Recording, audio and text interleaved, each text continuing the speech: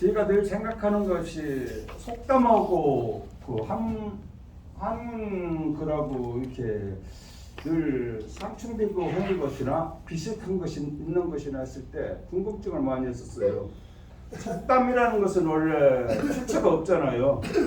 그 자연 발생적 그 필요에 의해서 생겼거나 그 계절에 관련된 이야기처럼 어떤 자기들의 경험에 의해서 나온 이야기가 쭉 내려오면서 고쳐가 된 거나 또는 뭐 김영삼 대통령 때 이야기했다시 뭐 닭의 목은 비틀어도 세월은 간다는가 시간은 간다가 요즘 속담처럼 자주 이제 정치인들 입에 오르는데 그렇게 유명한 사람이 한 말이 사회에서 그걸 받아들임으로 해서 속담화되는 거라 해서 출처라는 것이 정확히 없는데 제가 많은 고전을 읽다 보면은 거기에 우리 속담과 비슷한 말들이 많이 있어가지고 이게 여기서부터 시작된 속담인가 아니면 우리 속담이 와서 이런 말이 생겼나는 거면은 대개 중국의 한문 고전을 보면은 기원전에 써졌던 것들이 많고 기원 후에 썼다고 하더라도 초기에 100여 년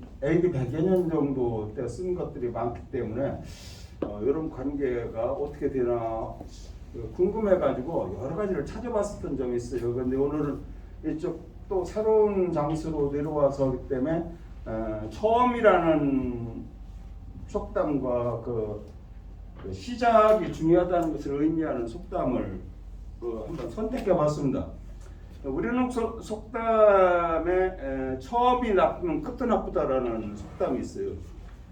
그것은 처음 시작할 때 잘하고 그것을 끝까지 유지해야 성공할 수 있다는 속담이고 또 천리길도 한 걸음부터라고 해가지고 뭐든지 처음이 충실해야 나중에 끝도 잘 된다는 의미로다가 처음부터 잘하느냐 뜻을 비슷하면서도 미묘한 차이는 있지요. 이런 것들이 한문 고전에 그래서 우리말에도 초심을 잃지 말자 초지일관 이런 말을 많이 하고 흔히들 많이 쓰지요. 그래서 한문 고전에서 한번 찾아봤더니 도덕경에 하나가 나와 있더라고요. 도덕경 64장에 있는데 그 도덕경이 무의자연하고 이렇게 뭐 하는 건데 이것도 무의자연을 얘기하는 가운데서 이 말이 들어가 있어요. 한번 여기 길기 때문에 요약해서만 말하고 두 가지만 거기서 인용을 하겠습니다. 한아름의 이렇게 아름들이 한아름의 나무도 한 터럭의 끝 그런 게 한 가지 작은 터럭 같은 그런 끝에서 생기고 9층 9개의 9층으로 된 무대에도 한 점의 흙이 쌓여서 이루어지고 그리고 천리길을 가는 것도 바라다서 시작된다. 이거는 우리 속담인 천리길도 한 걸음부터 하고 비슷한 얘기예요. 그리고 결론적으로 마지막을 처음처럼 신중히 하면 실패하는 일이 없다. 이렇게 되어 있더라고요. 그래서 한번 한자로 한번 표현해봐. 우리 속담과 관련된 것만 표현해 볼게요.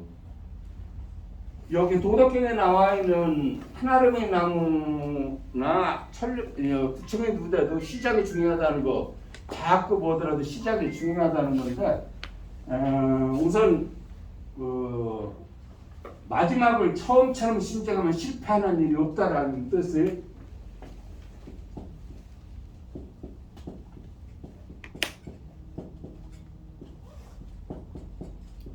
신정 마지막을 삼가해서 조심해서 어떻게 해야 조심하느냐면 처음처럼 마무리를 처음처럼 조심해서 여기 하면은 신경이 하면은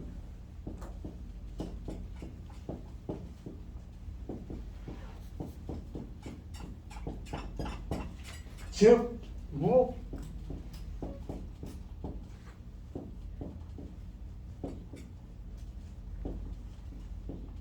해산이라 그런 게 마지막을 처음과 같이 신중을 해서 처음에는 모든 사람들이 아주 의욕을 갖고 잘 하잖아요. 그러한 것처럼 신중해서 마무리를 하면은 해서 이거를 진다고도 할 수 있고 망한다고도 할 수 있어요. 망하는 일이 없다. 망하는 일은 없다. 태사. 지는 일이 없다, 망하는 일이 없다, 잘못되는 일이 없다 이렇게 해석할 수 있습니다. 이게 도덕경에 나와 있어서 깜짝 처음에는 놀랐어요. 무위자연하는데 모든 일을 이렇게 또 신중히 하라는 말도 있어서 이거는 유위잖아요. 노자는 무위를 주장했는데 이거는 유위예요. 무위를 주장했는데 이거는 유위 이야기를 했기 때문에 그 도덕경에도 이런 말이 있는가 하고서 깜짝 놀랐습니다. 이것이 우리말에 처음이 나쁘면 끝도 나쁘다는 우리의 속담과 같아서 소개를 드리고 그 다음에 이것도 도덕경에 있어요. 천리, 지행, 천리길을 가는데도 천리의 지행,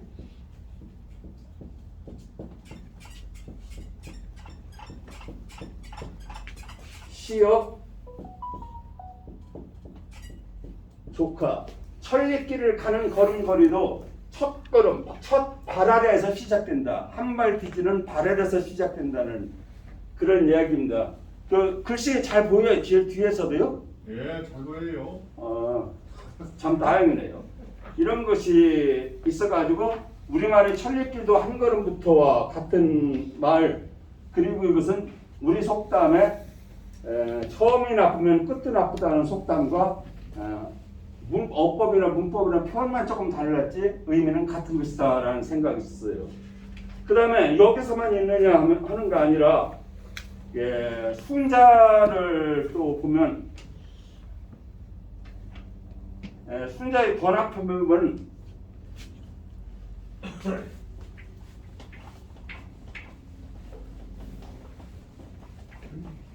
천리지행과 여기 천리길도 한 걸음부터 비슷한 말이 또 나와요. 순자에 보면은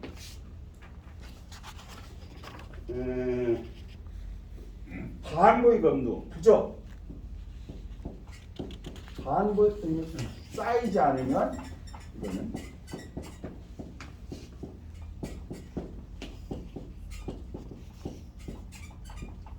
이거는 이렇게 씁니다.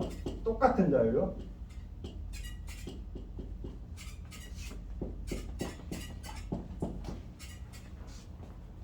무의지천리.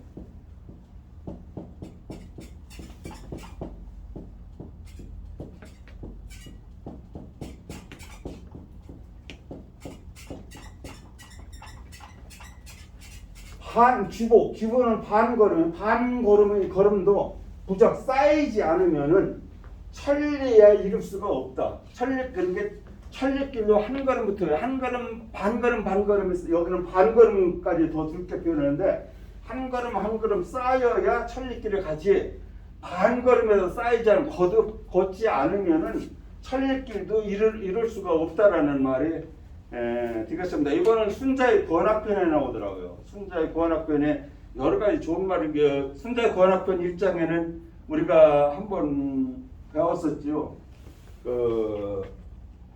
청출어라며 청취라고 이제 거기는 좀 청출어람이고 요건 3장인가에 나와요. 부적 규고 반걸음도 쌓이지 않으면 하체는 반걸음이라고 생각하지 말고 그것도 데리고 쌓으면 천리길에 갈 수 있다. 그것도 쌓이지 않으면 천리길에 갈 수가 없다라는 뜻입니다. 그 다음에 이와 비슷한 말로 동자님께서 하신 말씀이 있어요. 이건 논어에도 안 나와요. 논어에 안 나오고 공자가어라는 이것도 내내 공자 제자들이 이제 쓴 책인데 논어처럼 중요하지 않다 해가지고 사서나 이런 데 들어가지는 않았어요. 그런데 그 공자가의 3서편 3가지 용서를 하라는 그 내용 속에 이거는 많이들 들어보셨을 거예요.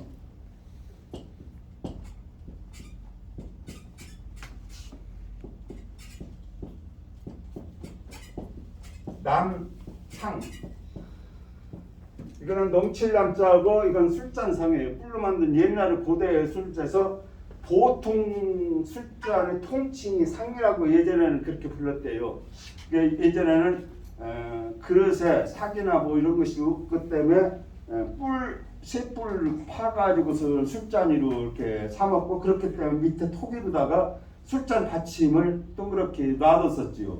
그래서 이것이 이제 지금은 보통 술잔상에서 술잔의 총칭으로다가 쓰고, 종류별로 이제 술잔에 대해서 여러 가지가 있는데요. 남상이라고 하면은 이거는 그냥 직역하면은 술잔이 넘친다예요. 술잔이 넘친다. 그런데 술잔이 넘친다는 처음에는 술잔이 넘칠 정도의 작은 물이라는 얘기예요. 작은 물인데 그 물이 자꾸 중간에 작은 지류를 받아들여 가지고 큰 하천이 되고 강이 되고 바다가 되면은 나중에는 나룻배 타고도 건널 어려울 정도가 된다. 겨우 술잔 하나가 넘칠 정도의 물로 시작한 물이 나중 끝에 가서는 열심히 하다 보면은 쌓이다 보면은 바다를 이룬다는 그런 의미가 돼서 작은 일이라도 열심히 하면은 큰 일을 이룰 수 있다는 얘기인데, 여기에는 조금 여기 일화가 있더라고요. 그 자로 공자의 제자 자로가 항상 겸손하지는 않고 검소하고 소탈했었는데, 그래서 공자가 항상 묵고 해진 속옷을 입고 멋진 가죽옷을 입은 사람 같이 서 있어도 부끄러워하지 않을 사람은 자로뿐일 것이다라고 칭찬까지 연 사람인데, 어느 날 자로가 멋진 옷을 입고서 화려하게 입고서 와서 의시되는 것을 보고서 공자가 불러놓고 하는 얘기가 있습니다. 너 지금 네 행태가 그게 무슨 짓이냐. 그러니까 이제 자로가 좀 변명을 했는데, 그때 공자께서 말하기를 양재강은 민산에서 시작하는데 처음 시작할 때는 술잔이 넘칠 정도의 작은 물이었지만, 그것이 아래로 흘러서 바다로 흘러갈 때에는 사람들이 나룻배로도 건너기를 죽을까봐 빠져 죽을까봐 두려워하는 정도가 되느니라. 그러니까 처음에 행실부터 조심해야 된다. 그런 걸로다가 이제 충고를 했어요. 근데 이 말이 공자 가해에서는 그렇게 한 뒤에 자로의 행실이 너의 행실이 어떻게 이렇게 되면 잘못된다는 충고를 했는데, 이 말이 또 순자가 인용을 했더라고요. 순자가 자도편이라는 데서 인용을 했을 때에는 선행을 쌓이면은 아주 큰 공적을 이루고, 나쁜 일이 쌓이면 나중에 어떻게 감당할 수가 없다는 말을 마무리를 후반부는 줬어요. 전반부는 똑같은데 순자의 자도편이나 공자 가어의 삼서편에 나오는 말이랑 똑같은데 후응대할 때는 달라지더라고요. 그게 이 순자를 보면은 순자가 여러 가지 글을 쓸 때에 공자의 말, 공자의 제자의 말, 맹자의 말 이런 것들을 전부 모아서 쓰는데 중간 것만 쓰고 나머지는 자기 말로 결론을 내는 것이 굉장히 많아요. 그래서 순자가 그렇게 많은 좋은 말들을 갖고 있으면서도 다른 책과 겹치는 것이 많기 때문에 천대를 받았고, 그리고 정통 유교를 비판하는 것이 많아요. 순자를 보면. 그렇기 때문에 정통 주자파들한테 멸시를 당했기 때문에 지금까지도 순자를 읽은 사람 많지가 않더라고요. 순자를 사서 보니까 그 첫머리에 사서라도 그런 얘기가 나왔어요. 순자가 이렇게 유명해지지 않은 이유는 많은 그동안에 다른 책을 인용해서 썼고, 제자백과 이제 공자나 맹자하고 반대되는 의견들도 썼고, 그 다음에 공자의 성리학을 비판한 점이 많기 때문에 천대를 받아서 유학자들한테 천대를 받았겠어 알려지지 않았다라고 이렇게 했더라고요. 남상이라는 것은 그렇게 하고 시경에도 있어요. 저는 시경을 다 읽지 못해서 공자가 어느 책인가 인용한 것을 기억하고 있다는데, 모든 사람에게 시작은 반드시 있어요. 모든 사람의 시작은 반드시 있으나 그 끝은 반드시 있는 것이 아니다라고 저게 시경에 나와 있다고 공자가 인용을 했더라고요. 그게 시작하는 것은 전부 다가 의욕을 갖고 하는데 중도에 그만두기 때문에 반드시 끝마무리가 있는 것은 아니다. 학업이라는 것은 끝나면 안 된다. 이런 이야기로 이렇게 공자께서도 말씀을 하셨더라고요. 그래서 오늘은 주제, 선물의 주제를 처음처럼과 시작의 중요성에 대해서 말씀드렸습니다. 이런 거는 굉장히 많아요. 예계도 있고 대학에도 있고 그리고 여러분들도 잘 아실 거예요. 어떤 분이 누르면 수업을 전학교요. 어떤 분이 존경했다는 저기 어떤 학자의 신씨성을 가진 사람이 저기 아실 거예요. 그 사람이 모 회사 소주 이름도 처음처럼이라고 저주도 글씨도 자기 채로 써서 1억을 받았다는 얘기 있고 요즘 무슨 젊은 사람 당파 이름에서도 처럼해라고 했는데 그게 처음처럼이라는 의미를 줄여서 처럼해라고 했대요. 그런데 그 형태를 보면은 처음이라는 의미하고는 전혀 맞지 않은 행위를 하는 것 같더라고요. 이거는 여기다 객담으로 했습니다. 그러면은 수업에 들어가겠습니다. 51조 6-10입니다. 읽을 때는 앉아서 할게요. 손진인의 양생명에 이르기를 성냄이 아주 심하면 기운을 상해야 하고 생각이 너무 많으면 정신을 상하게 한다. 정신이 피로하면 마음을 고달프게 하기 쉽고 기운이 약하면 병의 원인이 된다. 슬퍼하고 기뻐함을 심하게 하지 말고 음식은 마땅히 고르게 먹어야 하며 자주 밤에 술 취하지 말되 제일 경계해야 할 것은 새벽에 성내는 것이니라. 이것은 도교적 양생법의 하나인데요.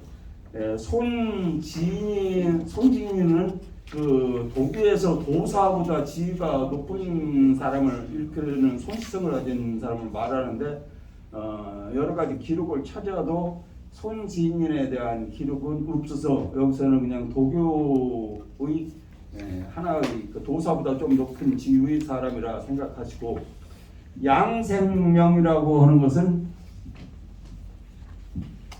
양생명은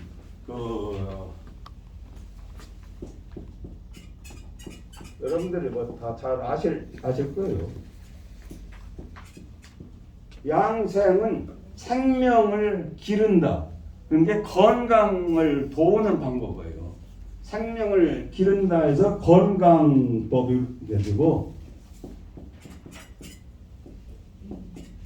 명은 세계명인데 이거는 청동이나 돌이나 나무에다가 어떤 기록을 조각을 새겨가지고 오랫동안 잊지 않게 해서 하는 거. 그러니까 여기서 양생명은 몸을 건강하게 하는 명은 좋은 말, 기억해야 될 말을 양생명이라고 쓴 거고요.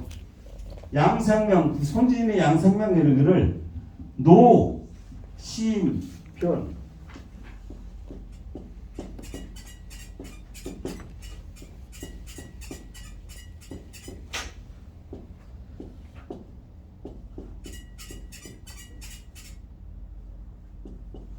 노심편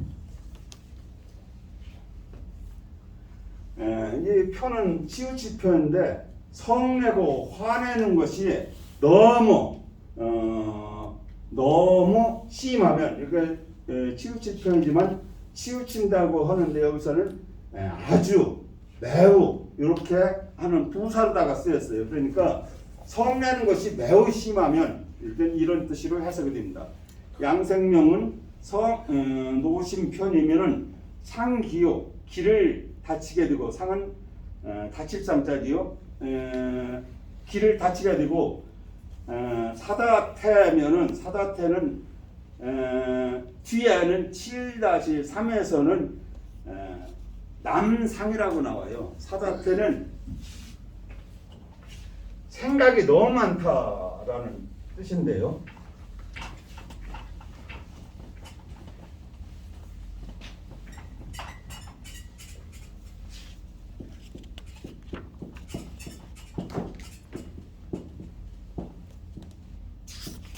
태는 클태, 콩태 이렇게 일반적으로 대표원이 그렇게 하는데 심할 태라는 의미가 있습니다. 이 클태는 그래서 생각이 심하게 많을 때 이거를 뒤에 이제 7-3의 뭐에서는 뭐라 하냐면 똑같은 말을 비슷하게 나오는데요.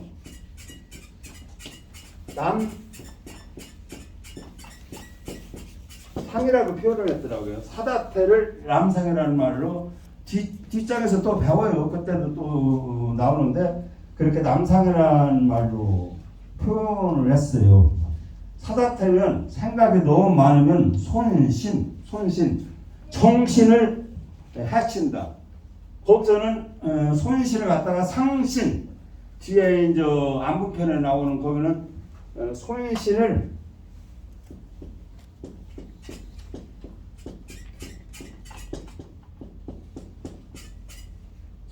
상신이로 했는데 같은 말입니다.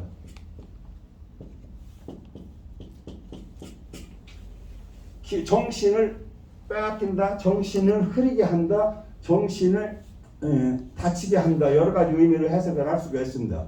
그러니까 생각이 많으면은 너무 화를 너무 심하게 내거나 생각이 너무 많은 거 다 건강에 해롭다는 의미를 지금 말하고 있는 겁니다.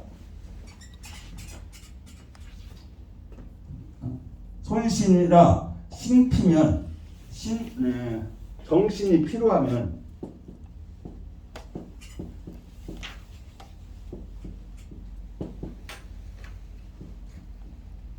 신피면 정신이 필요하면 이거는 정신이 필요한 건 뭐겠어요? 우리 요즘 말로 하면 스트레스 받는다는 뜻이에요.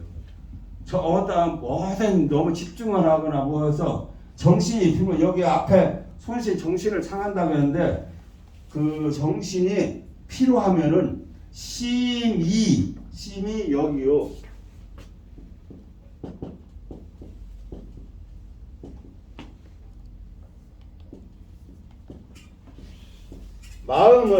마음을 괴롭히기 쉽다. 역자는 일한다, 노동을 한다, 괴롭힌다는 그런 의미에서 괴롭힌다 이런 뜻이 여기는 같이 뭐 있죠? 구달프게 한다, 수고롭게 한다. 그러니까 정신이 필요하면은 그 마음까지도 수고롭게 한다, 어렵게 한다, 뭐 이런 또 여러 가지로 뭐 할 수가 있으니까요. 마음까지도 무거운다. 그런 게 스트레스를 많이 받으면 마음이 상한다는 의미가 되겠습니다. 그 다음에 기약이면은 기야 약하면 지금까지는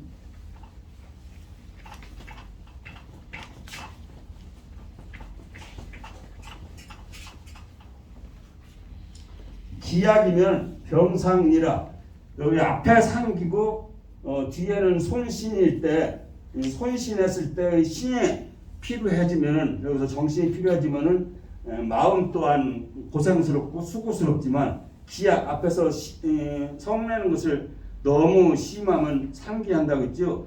기가 약해지면은 병상이니라.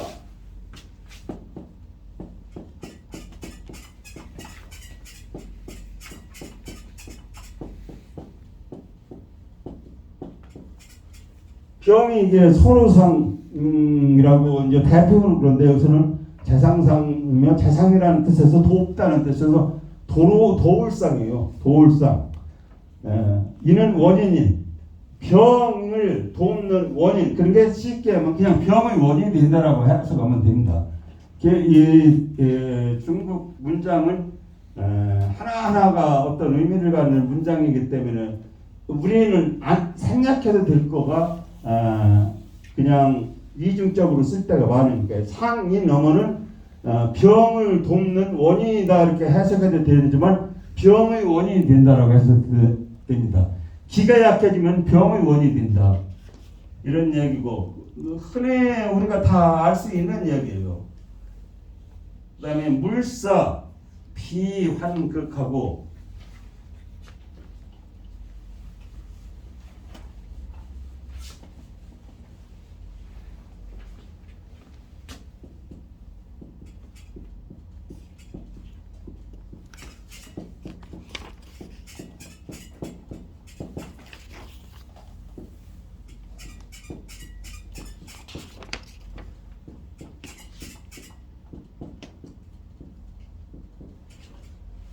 물은 뭐뭐 하지 말라 금지지요.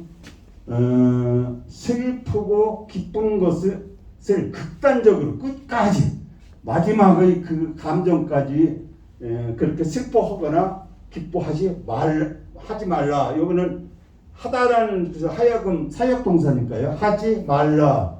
그런 게 마음을 슬펐을 때 너무 슬퍼하고 기뻤을 때 너무 지나치게 이거는 너무라고 하면 여기서 해석하면 가장 맞을 겁니다. 너무 그렇게 부리지 말으라. 그러니까 너무 슬픔에 빠지지 말고 너무 기쁘다고 너무 기쁨에 빠져서 하면은 기가 상하게 되니까 그렇게 하고 당령 음식균 마땅히 음식을 고르게 먹고 여기서 당령할 때는 마땅히 어는 하여금사와 하여금령은 같은 겁니다. 서로 대꾸를 했는데 여기는 금지사가 됐고 여기는 인정하는 말로고 그 뒤에 오는 거는 바꿨습니다. 서로가 앞은 반대가 되는데 뒤에는 같은 하여금이라는 단어가 있는데 대꾸에서 이제 하여금 똑같은 하여금인데 사역동사인데 그거를 영과 사다가 바꿔서 표현한 거니까 똑같은 뜻이라고 생각합니다. 음식을 균일하게 먹도록 하라. 그런 게 여기 비환극은 너무 감상적이면 안 된다는 얘기예요. 너무 감상적으로 마음을 부리지 마라. 너무 감정에 치우치지 말으라 하는 얘기가 되겠습니다. 그 다음에 재산 방야치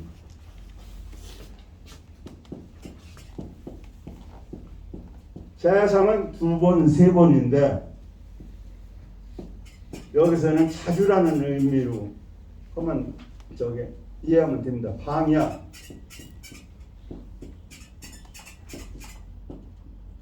방야치 너무 자주 2번, 3번이니까 자주